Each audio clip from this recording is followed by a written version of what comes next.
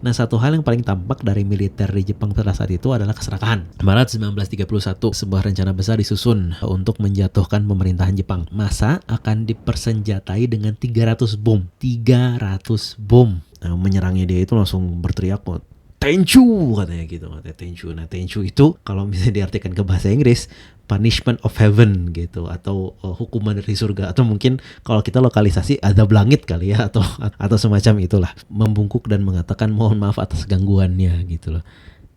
Kayak what? Dia kayak membungkuk terus bilang mohon maaf atas gangguannya. Ini masalahnya ini bukan level gangguan lagi gitu loh. Ini tuh kriminal, lu tuh udah bunuh orang gitu loh, tapi dia dengan santainya kemudian membungkuk dengan sopan ala orang Jepang, kemudian meminta maaf karena dia sudah mengganggu. Udah bukan ngeganggu lagi, ini tuh udah ngebunuh orang gitu kan. Jadi gimana nih? Ada pemerintah korup sama ada militer yang berprestasi. Ya pastinya pada saat itu akal sehat orang Jepang berkata bahwa militer nih yang paling benar, militer nih yang paling berprestasi gitu kan, militer nih yang paling sempurna lah gitu istilahnya gitu kan.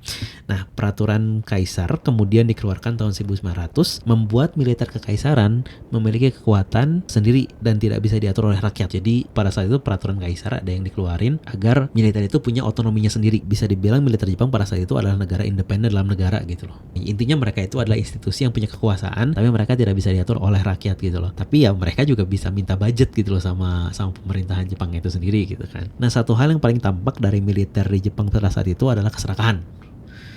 Jadi udah tahu nih mereka ini serakah ya. Cuman karena overshadow sama prestasinya mereka, jadinya nggak kelihatan di keserakahan itu gitu loh. Meski negara saat itu tengah ada di dalam kesulitan ekonomi, mereka tetap minta budget gede ya, seperti yang udah disebutkan tadi. Mereka itu minta budgetnya gede banget untuk operasi-operasinya gitu kan, operasi-operasi militernya. Memang sih berprestasi gitu kan, dan memang banyak banget yang jadinya tentara-tentara itu hebat lah gitu istilahnya gitu kan. Tapi ya kesulitan ekonomi gitu loh yang dihadapi oleh negara gitu, mereka juga nggak peduli gitu kayaknya gitu. Nah, kemudian seakan dukungan dari rakyat dan kekuatan independensi yang mereka miliki itu masih kurang. Nah, militer kekaisaran masih menginginkan kekuatan yang lebih tinggi lagi gitu loh, masih menginginkan kekuatan lagi. Nah, di sini nih idealisme ada, idealisme yang tidak tergoyahkan ya. Habis gitu ada kemiskinan gitu kan, habis gitu ada keserakahan akan kekuasaan nih. Kalau misalnya disatuin nih dalam cangkir ya, let's say itu cairan semua gitu ya, itu disatuin dalam cangkir gitu kan, itu bakal jadi reaksi kimia yang sangat berbahaya gitu kan. Nah, memang itulah yang terjadi gitu. Si tiga kombinasi ini adalah yang terjadi selama Kuraitanima berlangsung gitu loh. Maret 1931, sebuah rencana besar disusun untuk menjatuhkan pemerintahan Jepang. Massa akan dipersenjatai dengan 300 bom. 300 bom untuk meledakkan gedung parlemen dan markas-markas partai politik yang ada di Jepang pada saat itu. Jadi pada saat itu Jepang tuh udah benci banget sama yang namanya politik, khususnya militer ya, apalagi masyarakat Jepang itu udah terpengaruh gitu kan. Kemudian ketika kerusuhan terjadi, nah militer tuh akan kayak muncul gitu sebagai penyelamat dan mengumumkan bahwa pemerintah itu harus diganti dengan pemerintahan diktator militer. Mendekati waktu pelaksanaan rencana kudeta tersebut, pada saat itu Jenderal Kazushige Ugaki yang disebut-sebut sebagai Perdana Menteri yang akan memimpin pemerintahan tersebut, dia memutuskan untuk membatalkan semua rencana. Apakah itu artinya Jepang bebas dari kerusuhan dan instabilitas negara? Sayangnya nggak semudah itu ya. Bahkan itu justru adalah sebuah tanda dari sebuah bencana yang lebih besar yang akan terjadi pada Jepang pada saat itu. Bencana itu adalah tepat 6 bulan setelah rencana kudeta itu dibatalkan ya. Kwantung Army alias Kantogun yang telah ada di semenanjung Cina sejak tahun 1905, itu mereka berhasil menguasai Manchuria. Luasnya Manchuria itu kurang lebih adalah 440 mil persegi, dan kalau misalnya kita konversikan ke kilometer itu kurang lebih 1.139.594 kilometer persegi. Itu luas banget. Memang, bahkan mungkin sedikit lebih luas ya daripada Jepang itu sendiri gitu kan. Kayaknya kita bisa bayangkan ya seberapa masif atau seberapa kuatnya pasukan tersebut, saking kuatnya atau saking masifnya bisa menguasai Manchuria. Ya, kejadian tersebut jelas mengejutkan dunia gitu ya. Bahkan yang lucunya adalah Tokyo pun pada saat itu ya, pemerintahan yang ada di Tokyo pun kaget gitu loh, bingung, ini kok kok bisa gitu loh, padahal tidak ada yang menyeru kepada Kantogun atau menyuruh militer untuk menguasai atau mengakuisisi atau menaneksasi Manchuria pada saat itu. Jadi bahkan Tokyo pun tidak menyangka bahwa itu terjadi gitu loh. Artinya pemerintahan Jepang pada saat itu pun tidak tahu menahu bahwa sejak tahun 1905 Kantogun itu sudah aktif untuk menguasai Manchuria. Karena secara resmi Kantogun hanya ditugaskan sebagai penjaga kepentingan negara Jepang di sebuah daerah yang disewakan oleh Cina, yaitu Semenanjung Liaodong. Tepatnya daerah selatan bernama Dalian atau Dairen. Dalian itu mungkin Jepangnya, Dairen itu mungkin sebutan Cinanya lah gitu. Nah, detail mengenai peran Kantogun dan semua yang mereka lakukan itu bisa kita bahas di video lain ya, karena itu benar-benar sebuah bahasan tersendiri lah gitu yang bisa kita bahas nanti. Karena itu berkaitan dengan perang antara Rusia dan Jepang gitu pada saat itu gitu kan. Jadi ketika Rusia ingin mengekspansi daerah mereka, ya Jepang pun tidak ingin daerahnya termakan oleh Rusia pada saat itu gitu kan. Jadi apa yang terjadi di sini adalah tanpa sepengetahuan pemerintahan Jepang pada saat itu, tiba-tiba Kantogun mengumumkan bahwa mereka telah menguasai Manchuria dan memerintah di sana. Jadi mereka itu actually sudah jadi penjajah lah gitu di sana gitu istilahnya gitu kan. Nah, di sini kata-katanya adalah Kantogun telah, berarti sudah kan, sudah menguasai dan memerintah. Artinya terlambat banget gitu loh bagi pemerintahan Jepang untuk menghentikan gerakan militer Kantogun. Itu kan kontroversial banget ya. Militernya ujug-ujug menguasai daerah Cina gitu loh, yang jelas-jelas ada ikatan emosional dengan Amerika gitu. Tapi ya mau gimana lagi gitu, nasi udah jadi bubur, dan bisa dibilang pemerintahan Jepang akhirnya semacam mengakui lah gitu, atau ya udah nasi udah jadi bubur, atau misalnya bahasa kerennya itu fait accompli namanya tuh. Ya mohon maaf kalau misalnya ada salah-salah pengucapan ya. Akhirnya pemerintahan Jepang pada saat itu mengakui wilayah yang fresh dan baru tersebut ya. Jadi ya sebagai sebuah negara, kalau misalnya sekarang ada wilayah baru gitu kan, ya senang-senang aja dong gitu kan. Artinya kemungkinannya banyak, entah itu dari segi ekonomi maupun eksploitasi yang lain. Kemudian mereka mendirikan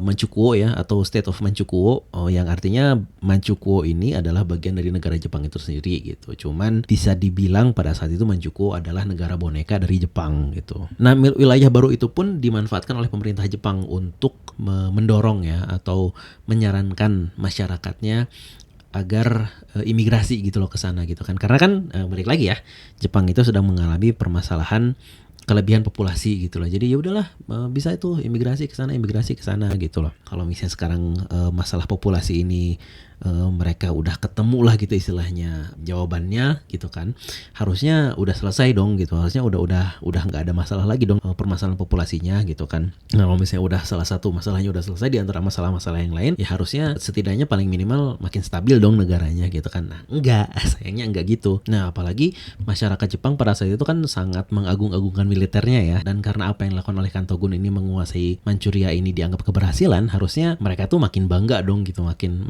merasa bahwa negara mereka tuh aman, negara mereka itu terselamatkan gitu kan. Ya sayangnya lagi-lagi nggak seperti itu ya, nggak sesimpel itu. Yang terjadi di Jepang, yang terjadi di kampung halaman ya, kan kita dari tadi ngomongin di Cina tuh kan, sekarang kita balik lagi ke Jepang ya. Yang terjadi di kampung halaman alias di negeri Jepangnya sendiri, itu adalah pembunuhan pejabat-pejabat yang menentang aktivitas militer yang berprestasi itu. Sebetulnya pergerakan militer pada saat itu ditentang oleh pejabat-pejabat atau orang-orang yang memegang kuasa ya di Jepang secara politik. Kan berbeda ya, ada pemerintahan, ada militer gitu, dan militer ini lagi-lagi kalau misalnya kita balik lagi ke awal, kalau misalnya masih ingat, itu mereka itu punya kekuatan gitu, dan kekuatan itu mereka tuh independensinya yang tinggi lah gitu kan, dan budgetnya tetap dari negara gitu loh, cuman mereka punya independensi yang tinggi. Pertentangan itu nggak disukai ya oleh militer gitu. Jadi militernya merasa bahwa kita berprestasi, kita kuat gitu loh, tapi kenapa lo nggak mau berkontribusi dengan apa yang kita lakukan gitu loh, lo nggak mau negara kita maju apa, kayak gitulah kurang lebih situasi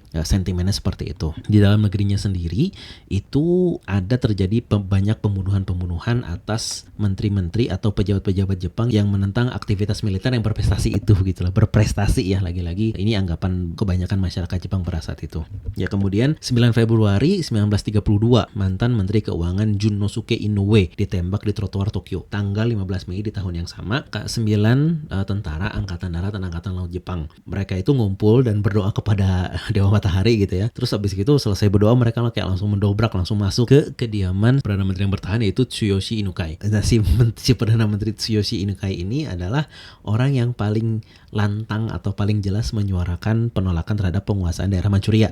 Lagi-lagi daerah Manchuria itu adalah prestasi, tapi dia menolak gitu loh, karena itu tadi takut dengan Amerika dan lain sebagainya. Disebutkan Tsuyoshi Inukai yang saat itu mendapati dirinya sedang diserang itu tampak tenang gitu ya. Jadi dia meskipun didobrak, meskipun pada emosi gitu, dia kayak tenang gitu. Terus dia kayak ngundang semua orang yang mendobrak ke rumahnya itu untuk ya udah kita kalem dulu, kita ngobrol dulu, kita bicara ini dulu semua gitu kan. Ya udah gitu, mereka kayak akhirnya mau masuk gitu ke dalam rumah gitu kan, ngebuka sepatu segala macam. Nyampe di sebuah ruangan khas Jepang yang ada tataminya segala macam itu, dia bilang berdialog dulu lah kita gitu kan. Tapi ya salah satu dari 9 orang itu ada yang nggak sabaran gitu, ada yang mungkin spirit idealismenya itu udah terlalu tinggi gitu, sehingga dia langsung berteriak bilang nggak ada gunanya bicara, tembak dia gitu. Akhirnya ya udah si Tsuyoshi Inukai itu ditembakin. Tuh 9 orang tentara itu mengosongkan isi pistolnya, dan ya yang berikutnya adalah tubuh sang Perdana Menteri bertahan itu sudah tergeletak mati gitu. Ya tentunya semua aksi kontroversi dan kriminalitas ini tuh bukan tanpa konsekuensi ya. Cuman masalahnya apa sih konsekuensinya itu bisa dibilang seujung kuku gitu. Soalnya simpati publik pada saat itu justru bukan kepada mereka yang dibunuh. Justru bukan mereka yang terbunuh, tapi kepada para militer. Karena lagi-lagi pada saat itu masyarakat Jepang berpikir bahwa siapa lagi yang bisa mengakhiri krisis ini selain militer, siapa lagi yang bisa menyelamatkan Jepang selain militer gitu loh. Yang salah satu pembunuhnya bahkan berkata bahwa Inukai telah dikorbankan di atas altar reformasi nasional katanya gitu. Jadi dia merasa bangga gitu atas apa yang dilakukan gitu loh. Yang lebih ekstrimnya lagi ya, ini menunjukkan bukti besar bahwa simpati publik itu jatuh kepada militer bukan yang dibunuh gitu ya. Jadi ada 9 orang yang mereka itu siap, kita pokoknya siap menggantikan 9 orang yang militer tadi itu, dan untuk menunjukkan ketulusan mereka tuh motong jari kelingkingnya masing-masing, abis itu diawetin gitu di alkohol gitu kan. Dan itu menunjukkan betapa ekstrimnya gitu loh militerisme di Jepang pada saat itu. 9 kriminal itu tetap dihukum, cuman ya jauh dari kata berat gitu loh, seujung kuku tadi ya, dan tak ada satupun yang dihukum mati. Ya padahal di Indonesia ataupun atau mungkin bahkan di negara-negara lain ya, itu kalau pembunuhan berencana itu pasti antara dihukum seumur hidup atau hukuman mati ya. Tapi ya correct me if I'm wrong ya. Nah, nggak berhenti di situ ya. Cerita membara dari militerisme yang terjadi di Jepang saat itu tuh masih banyak ya. Nah, pembunuhan beruntun yang terjadi itu justru adalah sebuah prolog ya. Pembunuhan itu justru adalah sebuah prolog atau pembuka dari kejadian yang lebih berdarah. Wah, justru makin rusuh nih gitu kan, itu makin rusuh. Nah, yaitu kerusuhan pada tanggal 26 Februari 1936 yang mana seperti insiden G30 SPKI ya. Jadi karena insidennya itu jatuh pada tanggal 30 September dan dilakukan oleh PKI gitu kan. Jadi kan kita singkat G30 SPKI kan. Nah, di Jepang pun insidennya itu disebut dengan insiden 2/26 atau bulan kedua tanggal 26 gitu. Ada 1.500 tentara muda, jam 4 subuh mereka keluar barak. Terus pada saat itu cuacanya dingin dan bersalju. Nah, mereka itu keluar dari barak tuh secara serentak dengan tujuan untuk menyerang pusat pemerintahan di Tokyo. Jadi mereka bakalan roaming, bakalan mengelilingi Tokyo untuk mencari pejabat-pejabat yang korup untuk sama mereka dijatuhkan lah gitu istilahnya. Mereka mengitari seluruh kota, mencari Keisuke Okada, orang yang tengah menjabat sebagai Perdana Menteri yang baru pada saat itu. Ya, sang Perdana Menteri berhasil menghindari takdir buruknya ya. Dia bersembunyi di tumpukan baju kotor untuk dicuci ya. Dan ketika orang-orang tentara-tentara muda tadi itu mendobrak ke dalam rumahnya dan mencari Keisuke Okada ini, tidak ditemukan gitu, sehingga dia selamat. Nah, berbeda dengan Menteri Keuangan Korekiyo Takahashi namanya, yang amat sangat dibenci militer. Nah, ini untuk yang Korekiyo Takahashi ini dia memang bisa dibilang musuh bebuyutannya militer gitu loh, karena setiap kali militer tuh minta budget tinggi ya, yang berurusan paling utamanya adalah dengan dia gitu. Dan utamanya adalah tahun sebelum kejadian itu terjadi, tahun sebelumnya itu si Korekiyo Takahashi ini mencegah penyetujuan anggaran untuk militer pada saat itu gitu loh. Jadi makanya para militer itu benci banget sama si Korekiyo Takahashi. Ya jadi bisa dibilang memang akar dari permasalahan semua ini adalah seperti yang sudah disebutkan ya, militer itu menginginkan dua hal, satu kekuatan, dua uang gitu kan ya. Uang itu juga untuk memperbesar kekuatan mereka gitu loh. Nah si Korekiyo Takahashi ini lagi-lagi berbeda ya nasibnya dengan Keisuke Okada yang selamat gitu. Nah, untuk yang Korekiyo Takashi ini, mereka kemudian masuk ke dalam rumah sang Menteri Keuangan, kemudian memorak-morandakan isi rumahnya dan masuk ke kamar sang Perdana Menteri. Di situ si Perdana Menteri lagi tidur. Nah, pas dia lagi tidur gitu, dia ditendang, selimutnya ditendang dan dia juga ditendang gitu kan. Dan ketika dia jatuh ke bawah, terus sadar-sadar gitu kan, ini ada apa gitu loh. Dan tiba-tiba orang-orang yang menyerangnya dia itu langsung berteriak, Tenchu katanya gitu, katanya Tenchu. Nah, Tenchu itu kalau misalnya diartikan ke bahasa Inggris, punishment of heaven gitu, atau hukuman dari surga, atau mungkin kalau kita lokalisasi azab langit kali ya, atau semacam itulah. Pada saat itu sang menteri pun sempat membalas apa yang diucapkan oleh para kriminal itu ya, dengan mengatakan idiot, atau mungkin bahasa Jepangnya mungkin ya bakayaro gitu dia bilangnya. Nah, akhirnya dia ditembak mati gitu. Katanya ada banyak sekali peluru yang bersarang di tubuhnya. Nah, cuman mungkin karena jiwa raga mereka itu udah terasuki setan kali ya, dan jelas-jelas target mereka itu udah mati gitu loh. Tapi ya ternyata mereka nggak puas sama sekali, kayak nggak punya hati nurani gitu kan. Si menterinya itu kemudian dipotong tangannya, terus kemudian ditusuk perutnya gitu sama beberapa orang yang menyerang di kediamannya itu. Nah, pada saat itu ketika sang Perdana Menteri mati dan semuanya telah selesai, kan masih ada di situ, dan istri dari sang Perdana Menteri tiba-tiba masuk, dia ketakutan itu kan. Orang yang memotong tangan dan menusuk perut sang Perdana Menteri kemudian membungkuk dan mengatakan mohon maaf atas gangguannya gitu loh. Kayak what? Dia kayak membungkuk terus bilang mohon maaf atas gangguannya. Ini masalahnya ini bukan level gangguan lagi gitu loh.